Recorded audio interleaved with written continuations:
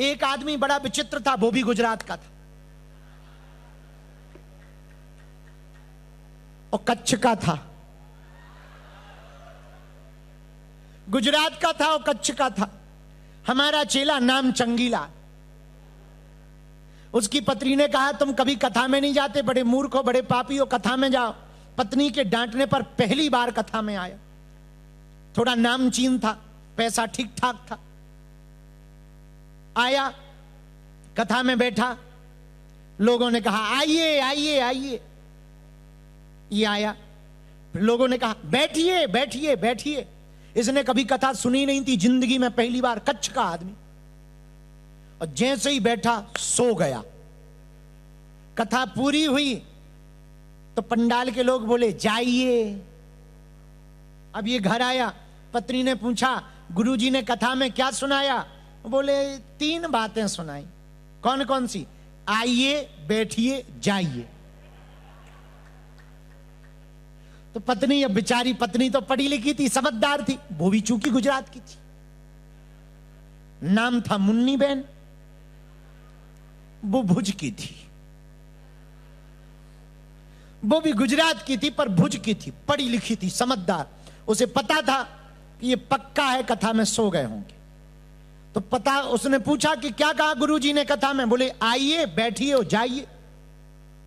पत्नी ने कहा यदि हम डांटेंगे ये लौट के कभी नहीं जाएंगे। बोले बहुत अच्छा है, कम से कम आप गए तो। अब एक काम करो, ये जो 3 शब्द आप सीख के आए हो ना, इसी का जप करो, कुछ फल मिलेगा।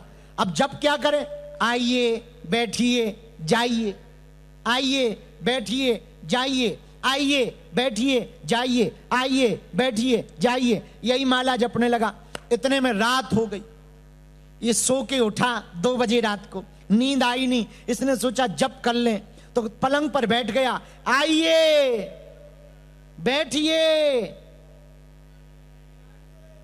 इतने में इसके घर में चोर घुसे, वो भी गुजरात के।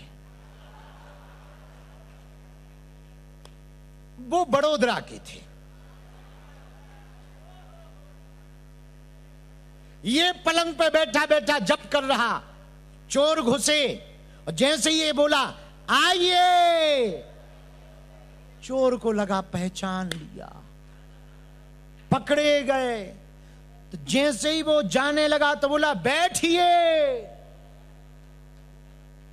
उसको लगा अब यदि भागे ये कल राजा को बता देगा, फांसी लग जाएगी। तो वो जैसे ही आया नजदीक से ये तुरंत बोले जाइए। चोर ने कहा नाराज हो गए हैं, इसने पहचान लिया इसलिए कह रहा जाओ।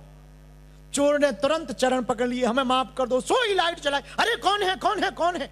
इनको लगा मंत्र सफल हो गया। चूंकि गुजरात का आदमी, कच्छ का आदमी, और पहली बार जप किया तो ये डर गया कि पहली बार जप किया और लगता है देवता आ गया।